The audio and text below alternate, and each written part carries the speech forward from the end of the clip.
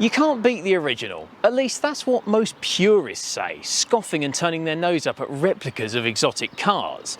Now, what if that replica was purebred? This isn't a Jaguar E-Type Series 1, despite how it looks. This is what's called a Triple C Challenger, and I think it's not just as good as an original E-Type, but in some ways better. Confused? Well, let's take it for a drive and I'll explain.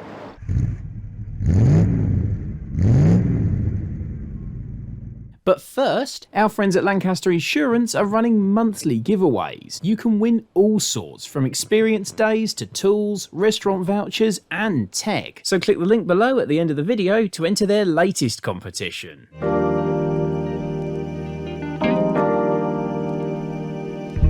The Jaguar E-Type was an instant icon.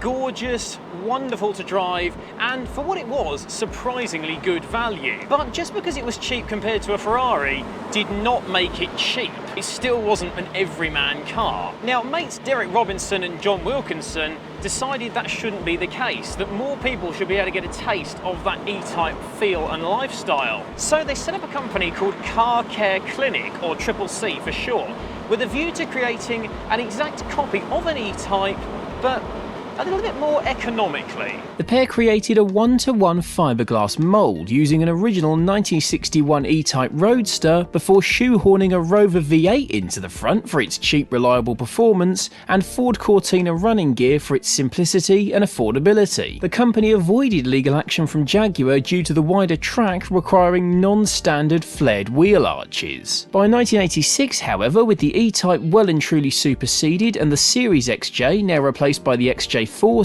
Jaguar granted Triple C permission to produce an unaltered E-Type copy, which was rust resistant on account of its fiberglass body and galvanised chassis, as well as 330 kilos lighter than the original. And it's those 86 onwards Challengers that are particularly noteworthy, because yeah, the Rover V8 is cool in the earlier versions, but they never did a V8 E-Type, and nor should they have done. The 86 onwards cars, though, like this one, are based on a Series 1 Jaguar XJ6, and that includes its mechanicals. So under the bonnet, we haven't got some 2-litre Pinto, or a V8 in fact, we've got a glorious 4.2-litre Jaguar XK engine. In the original XJ6, that makes around 190 horsepower. Coupled with a stainless exhaust and a few little tweaks and tricks, and that means this car makes about the same power as a 4.2 E-Type, and that means it goes and sounds even better, if anything.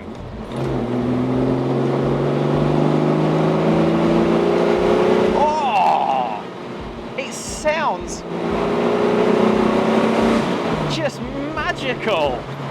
That XK rumble is glorious, and if anything, it's faster than an E-Type, because don't forget, we've got about the same power in a car that weighs 1/3 of a tonne less. This is a properly fast car. But for all most people care, it could weigh the same or more than an original E-Type. It's all about the looks, and they are stunning. Exact one-to-one copy of that gorgeous Jaguar original that still turns heads 60 odd years on. I've had 3 people come up to me and say what a nice car it is while we've been filming this. And what's more, because it's an exact copy, it doesn't look awkward or ungainly. You can fit original E-Type bumpers, lights, door handles and so on to this Copycat.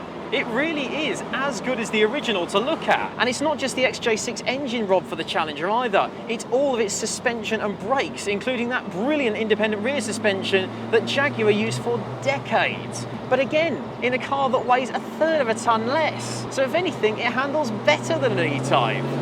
It's so light on its feet. The steering is super darty and responsive, really nice weight to it.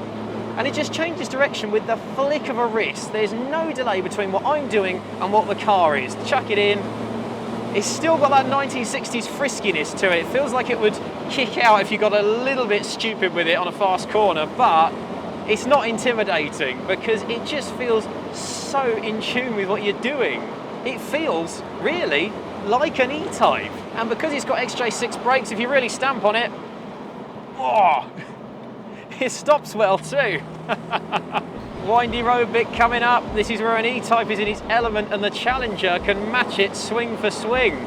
It's so much fun, it's brilliant. The E-Type is every bit as good to drive as people say, and the Challenger, really, is every bit as good as an E-Type.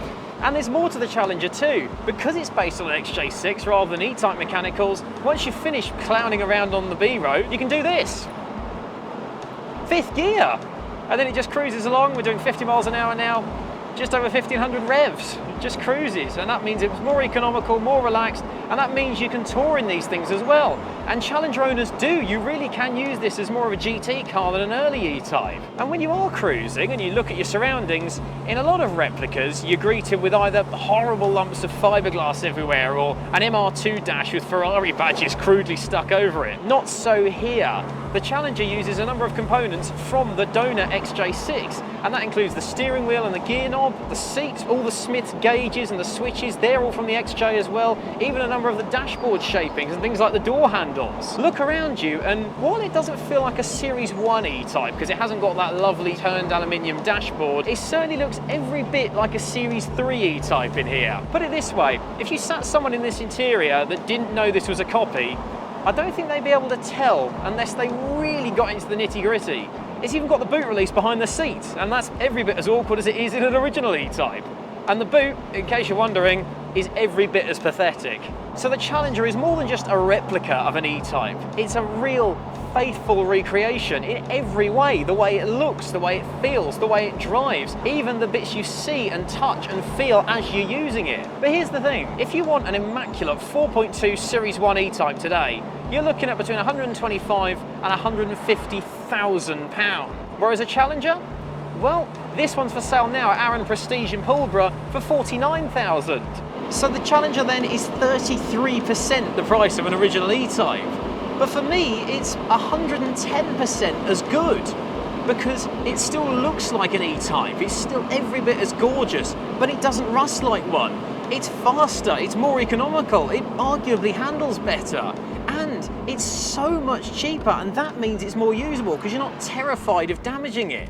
But it's not a fake Rolex. It's not pretending to be something it's not. It's a one-to-one copy of an E-Type. It still uses a Jaguar engine, Jaguar mechanicals, all the Jaguar interior parts. It looks like one, feels like one, drives like one, and sounds like one.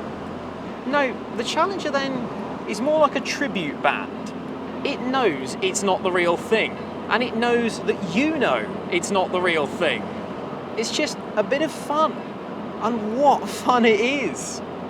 So to all those purists then that say you can't beat the original, I'm not sure I agree with that.